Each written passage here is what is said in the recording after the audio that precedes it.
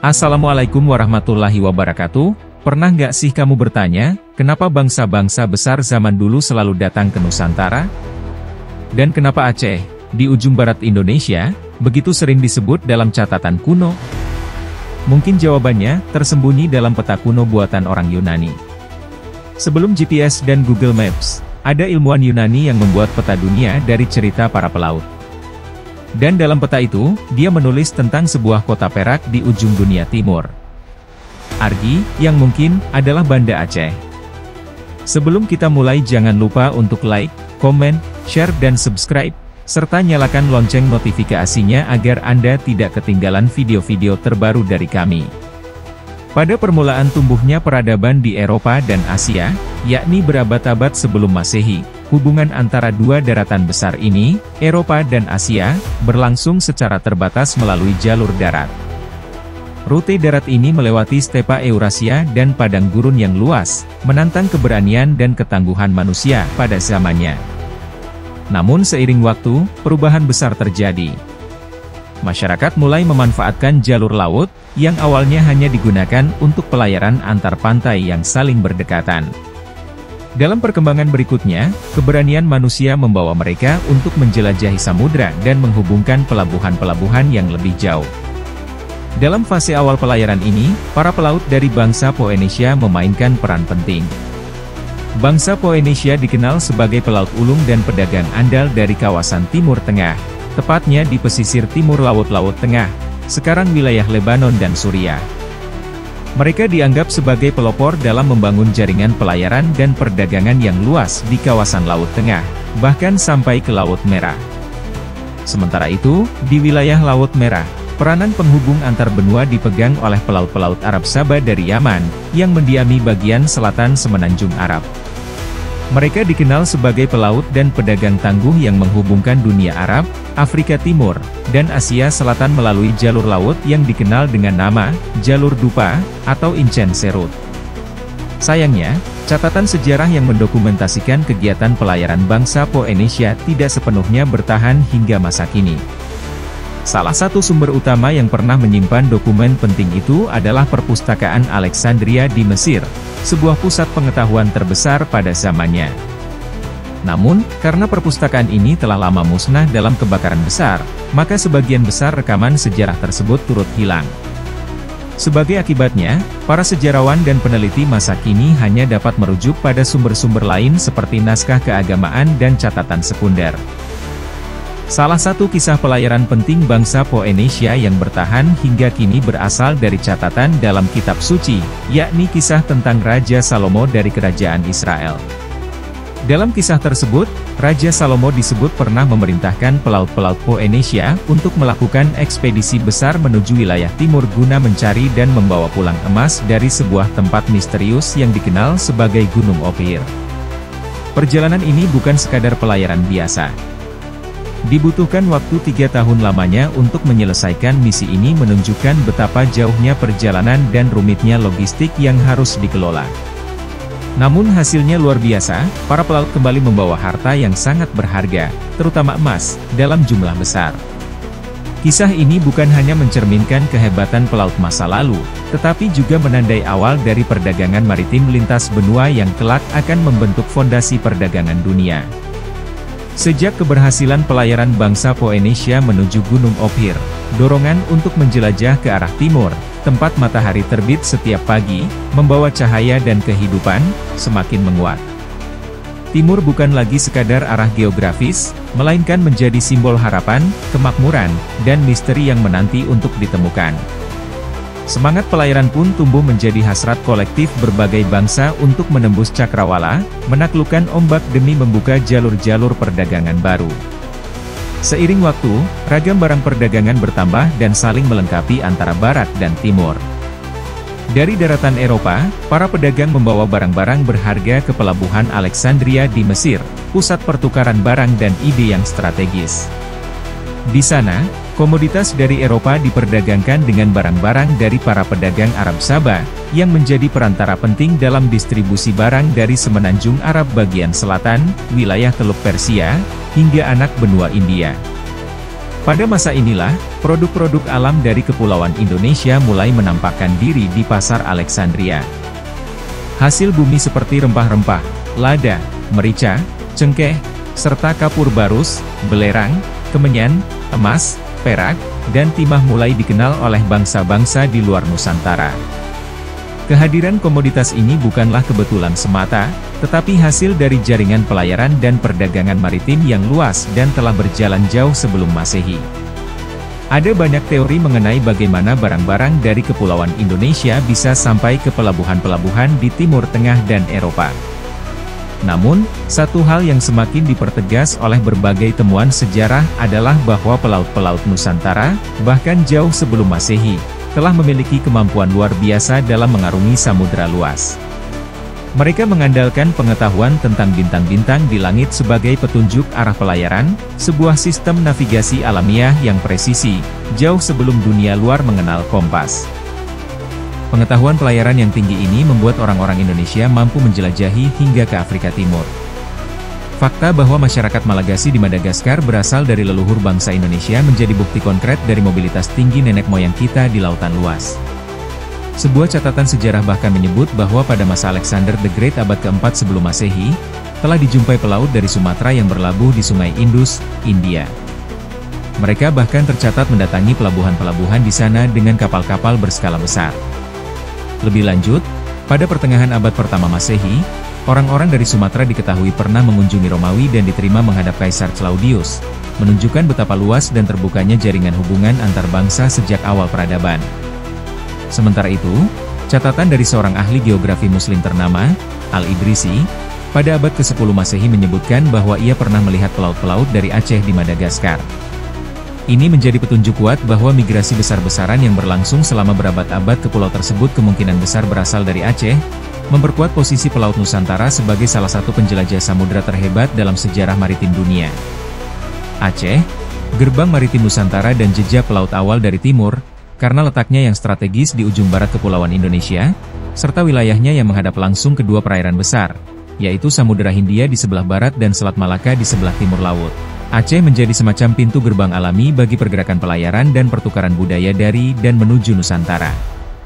Posisi ini membuat Aceh sangat mungkin menjadi tempat persinggahan awal dalam aktivitas mondar-mandir pelayaran antara wilayah kepulauan Indonesia dengan pelabuhan-pelabuhan penting di bagian barat dunia, seperti India, Persia, Irak, Semenanjung Arab, hingga ke pantai timur Afrika termasuk Madagaskar dan Abesinia, bahkan Mesir, Romawi, dan wilayah-wilayah Eropa lainnya.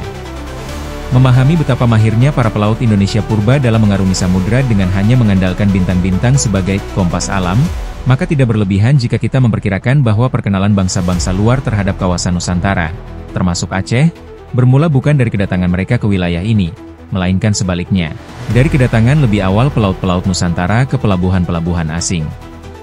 Mereka datang dengan membawa hasil bumi yang unik dan berharga, seperti rempah-rempah, damar, emas, dan kayu beraroma, memperkenalkan citra kepulauan tropis yang subur dan penuh kekayaan. Dari berbagai petunjuk sejarah dan kegiatan pelayaran di perairan Samudera Hindia, semakin menguat keyakinan bahwa hubungan antara Indonesia dan dunia luar pada masa lampau justru lebih dulu diawali oleh ekspedisi pelaut Nusantara, bukan sebaliknya. Hal ini sejalan dengan teori bahwa nenek moyang bangsa Indonesia berasal dari daratan besar Asia, khususnya wilayah Indochina.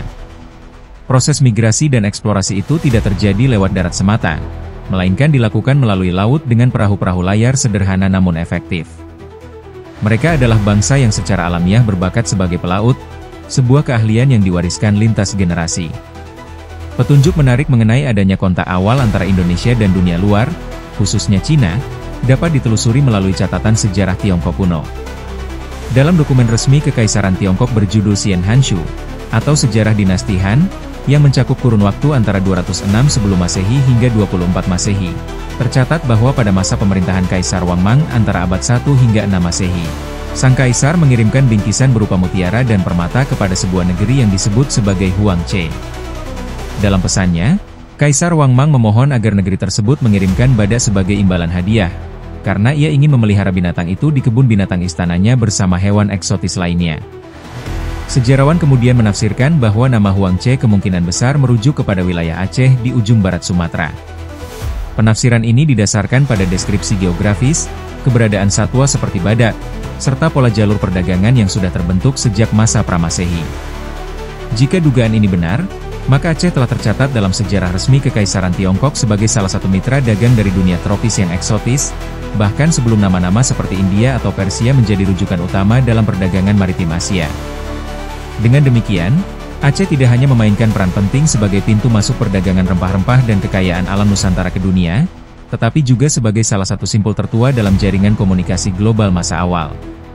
Keberanian pelaut-pelautnya, keterampilan navigasi tanpa alat modern, serta posisi strategisnya, menjadikan Aceh sebagai halaman pertama dalam kitab sejarah maritim Asia Tenggara.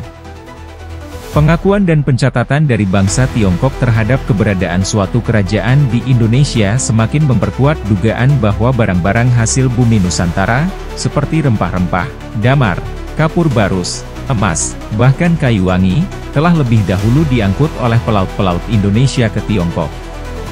Dari sana, barang-barang itu kemudian dibawa melintasi jalur darat yang sangat panjang dan berbahaya menuju arah barat, melewati India, Persia, Jazirah Arab, hingga Mesir dan Eropa. Jalur darat panjang inilah yang kelak dikenal dalam sejarah dunia sebagai lintasan sutera atau Silk Road. Pada masa-masa awal sejarah perdagangan, lintasan laut dari Tiongkok ke arah barat, yang melalui perairan Nusantara, Selat Malaka, dan Samudera Hindia, belum sepenuhnya diketahui dan digunakan. Perjalanan yang melintasi daratan Asia Tengah itu memakan waktu lama, biaya besar, dan penuh risiko, namun tetap menjadi jalur utama pertukaran barang dan budaya antar peradaban. Dunia luar, khususnya bangsa-bangsa di Barat Asia dan Eropa, terus menyimpan rasa penasaran terhadap asal-usul rempah-rempah dan kekayaan tropis yang kerap tiba di pasar mereka melalui perantara. Hasrat dan rasa ingin tahu untuk menemukan sendiri negeri asal penghasil barang-barang langka itu terus bergelora. Akan tetapi, butuh waktu berabad-abad sebelum dunia luar benar-benar mampu menapaki kawasan tropis yang menjadi sumber rempah dan kekayaan itu. Padahal, bangsa Yunani, yang pada masa itu telah mencapai puncak kejayaan dalam ilmu pengetahuan dan filsafat, belum juga berhasil menjangkau wilayah Indonesia secara langsung. Menariknya, bangsa India yang secara geografis jauh lebih dekat dengan Indonesia pun, pada beberapa abad sebelum Masehi, masih hanya bisa membayangkan negeri di seberang timur dalam bentuk kisah-kisah sastra. Salah satu yang paling terkenal adalah Kakawin Ramayana karya Pujangga Agung Walmiki. Dalam karya epik tersebut, diceritakan adanya sebuah pulau di sebelah timur bernama Yawadwipa, yaitu Pulau Jawa, yang terdiri dari 7 kerajaan. Gambaran ini memberi isyarat bahwa India kuno telah memiliki pengetahuan, walau masih bersifat mitologis, tentang adanya tanah kaya dan makmur jauh di timur. Tidak lama berselang, kabar-kabar mengenai negeri-negeri di timur, yang dituliskan dalam sastra dan dongeng India, pun mulai menyebar ke kawasan barat. Dunia mulai mendengar tentang adanya negeri-negeri yang tak hanya eksotis dan jauh, tetapi juga penuh kekayaan alam yang belum tergantikan oleh wilayah manapun di muka bumi. Negeri rempah dari timur pun mulai memasuki imajinasi global sebagai tujuan petualangan, perdagangan, bahkan penjajahan. Herodotus, ahli sejarah besar dari Yunani yang hidup sekitar tahun 450 sebelum Masehi, dikenal sebagai orang pertama yang membuat peta dunia. Namun, dalam petanya, wilayah timur dunia hanya digambarkan sampai ke sekitar perbatasan India. Pada masa itu, dunia sebelah timur masih menjadi wilayah misteri yang hanya bisa dibayangkan melalui kisah dan cerita rakyat. Upaya pengenalan wilayah timur oleh bangsa barat sempat berlanjut lewat ekspansi militer Alexander Agung. Raja Makedonia yang terkenal itu melancarkan ekspedisi penaklukan ke arah timur, namun hanya berhasil mencapai Sungai Indus, batas barat dari anak benua India, sebelum akhirnya ekspedisinya terhenti. Dunia di sebelah timur Indus tetap tertutup kabut misteri. Barulah pada awal abad pertama Masehi, seorang pelaut Yunani, yang identitasnya tidak diketahui secara pasti, menyusun sebuah naskah penting berjudul Periplus Maris Erythraea, atau Petunjuk Pelayaran Laut Merah dan Laut India. Naskah ini berisi panduan pelayaran antara Mesir dan India, mencantumkan pelabuhan-pelabuhan yang biasa disinggahi, serta daftar barang-barang dagangan yang diperjualbelikan di sepanjang jalur tersebut. Menariknya, sang penulis juga mencatat informasi tentang negeri bernama Krais, yang letaknya jauh di timur dari India. Informasi ini bukan hasil pengamatan langsung, melainkan ia dapatkan dari para pedagang India dan masyarakat sekitar Sungai Gangga. Mereka menceritakan tentang sebuah negeri di Lautan Hindia yang menghasilkan penyu terbaik. Dari catatan ini, para sejarawan masa kini memperkirakan bahwa wilayah yang dimaksud kemungkinan besar adalah Pulau Sumatera, karena pulau inilah yang paling dekat dengan jalur pelayaran Laut India, dan memang dikenal sebagai habitat penyu. Lebih jauh lagi, sang penulis menyebut sebuah pulau besar, bernama Tinae, tempat pengumpulan sutra dari negeri Tin, yang merupakan sebutan kuno untuk Cina. Artinya, sejak saat itu, dunia luar mulai membayangkan jaringan perdagangan yang menghubungkan negeri-negeri penghasil barang langka, dari sutra Cina, rempah-rempah Indonesia, hingga mutiara dan penyu dari perairan tropis Asia Tenggara. Namun, tokoh penting yang benar-benar memperkenalkan wilayah Nusantara dan semenanjung Melayu ke dunia barat secara lebih ilmiah adalah Claudius Ptolemaios, atau Ptolemaios, seorang ahli ilmu bumi Yunani yang hidup sekitar 75 tahun setelah Periplus disusun. Ia tinggal di kota Alexandria, Mesir, pusat perdagangan dan ilmu pengetahuan terbesar di dunia kuno pada masanya. Dalam karya monumentalnya Geographike Hypagesis, sebuah buku geografi dunia lengkap dengan peta, Ptolemaios menuliskan tentang bagian timur Asia yang disebutnya sebagai Aurea Chersonesus, yang berarti semenanjung emas. Ia meyakini bahwa kawasan ini berada di ujung timur dunia yang dikenal saat itu. Nama tersebut kemudian diterjemahkan dalam bahasa Latin dan berbagai bahasa Eropa lain sebagai Golden Chersonese, dan dalam bahasa Indonesia dikenal sebagai Pulau Emas. Banyak sejarawan percaya bahwa Aurea Chersonesus adalah sebutan untuk wilayah semenanjung Melayu, yang kini dikenal sebagai Malaysia dan sebagian Sumatera. Istilah itu muncul karena kawasan ini dikenal sangat kaya akan emas dan rempah-rempah.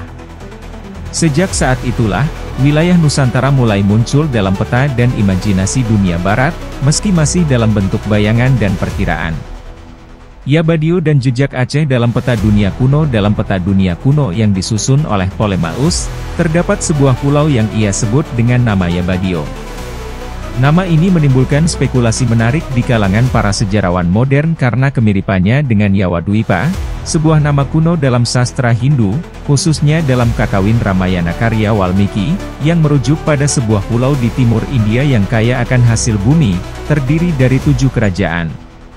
Nama Yawadwipa, yang jika diuraikan berarti Pulau Jawa, menunjukkan bahwa bayangan tentang kepulauan Indonesia sudah hadir dalam imajinasi para pujangga dan ilmuwan sejak berabad-abad sebelum Masehi. Kemunculan nama serupa dalam karya Ptolemaios menandakan bahwa informasi tentang kepulauan di timur telah mulai menjangkau dunia barat, meski belum secara rinci. Fakta bahwa Ptolemaios tinggal di Alexandria, sebuah kota pelabuhan utama di Mesir pada zaman kuno, memberikan petunjuk penting.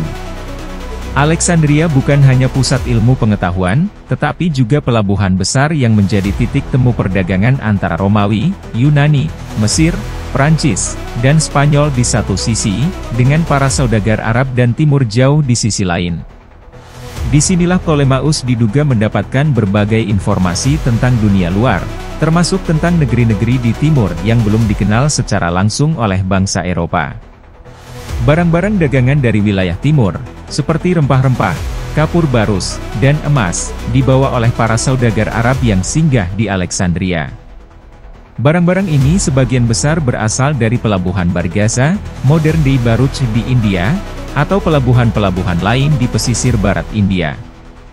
Namun menariknya, sebagian dari barang-barang itu diyakini berasal dari tempat yang lebih jauh lagi, yakni dari pantai utara Pulau Sumatera, termasuk wilayah yang kini dikenal sebagai Aceh. Dalam konteks ini, ada kemungkinan kuat bahwa pelabuhan-pelabuhan di ujung barat Sumatera, yang secara geografis merupakan bagian paling barat dari gugusan Kepulauan Nusantara, telah memainkan peran penting sebagai titik awal dari rantai perdagangan dunia. Barang-barang dari Aceh dibawa ke India oleh para pelaut Nusantara, lalu dijual kembali oleh saudagar India dan Arab ke pasar-pasar besar seperti Alexandria. Dengan demikian, meski tidak secara eksplisit disebutkan dalam karya-karya awal Eropa, wilayah Aceh dan sekitarnya kemungkinan besar sudah menjadi simpul penting dalam jaringan perdagangan global sejak awal abad Masehi. Dan melalui jalur inilah, citra tentang Nusantara perlahan masuk dalam peta pengetahuan dunia barat, sekaligus menegaskan posisi strategis Aceh dalam sejarah maritim dan ekonomi global. Jauh sebelum bangsa Eropa berlayar mengarungi samudera untuk mencari rempah-rempah, Kepulauan Indonesia, terutama Aceh, telah memainkan peran penting dalam jaringan perdagangan antar pulau di Nusantara. Komoditas dari berbagai daerah seperti Kalimantan, Sulawesi, khususnya Bugis, Maluku, Jawa, hingga Palembang, mengalir menuju Aceh. Disinilah Aceh berperan sebagai entrepot, pelabuhan penghubung utama antara dunia kepulauan dan dunia luar. Bukan tidak mungkin pula bahwa para pedagang asing hanya berhubungan langsung dengan pelabuhan Aceh saja, tanpa menjelajah lebih jauh ke pulau-pulau lain. Hal ini sangat masuk akal, mengingat komoditas utama yang dicari oleh bangsa luar seperti lada, kapur barus, emas, dan perak, dapat diperoleh seluruhnya dari pelabuhan-pelabuhan di Aceh. Menariknya, dalam Geografia buku ke-7 karya Ptolemaios, ilmuwan Yunani terkemuka abad kedua Masehi, disebutkan sebuah kota pelabuhan bernama Jabadio yang sangat kaya emas dan subur. Kota ini terletak di bagian paling barat dunia timur yang ia ketahui. Ptolemaios bahkan menyebutnya dengan nama Argi, yang dalam bahasa Yunani berarti, kota perak. Banyak sejarawan modern, termasuk Moens, meyakini bahwa Argi yang dimaksud Ptolemaios merujuk pada wilayah Banda Aceh atau kawasan di sekitarnya. Nama ini mencerminkan kekayaan alam Aceh yang luar biasa pada masa itu, bukan hanya sebagai pelabuhan penting, tapi juga sebagai penghasil utama logam mulia dan rempah-rempah. Dari sini, kita bisa melihat bahwa jauh sebelum munculnya kerajaan-kerajaan besar di Sumatera, wilayah Aceh sudah dikenal oleh dunia luar sebagai pusat perdagangan dan penghasil kekayaan alam yang tak ternilai. Nama-nama kuno seperti Yawadwipa, Jabadio, hingga Argi menjadi jejak yang mengaitkan Aceh dalam peta sejarah perdagangan global, menunjukkan betapa pentingnya peran wilayah ini dalam membentuk jalur-jalur ekonomi internasional sejak zaman kuno. Jadi, mungkinkah Aceh dulunya adalah Argi, kota perak yang bikin dunia barat penasaran berabad-abad? Sejarah memang gak selalu pasti, tapi jejak-jejaknya terus mengarah ke sana. Kalau kamu punya teori sendiri soal jalur perdagangan kuno ini, tulis di komentar ya. Dan jangan lupa, sejarah bukan cuma soal masa lalu, tapi juga tentang siapa kita hari ini. Terima kasih sudah menonton video ini. Jika kalian suka video ini mohon untuk like, komen, share dan subscribe, serta nyalakan lonceng notifikasinya agar Anda tidak ketinggalan video-video terbaru dari kami. Wassalamualaikum warahmatullahi wabarakatuh.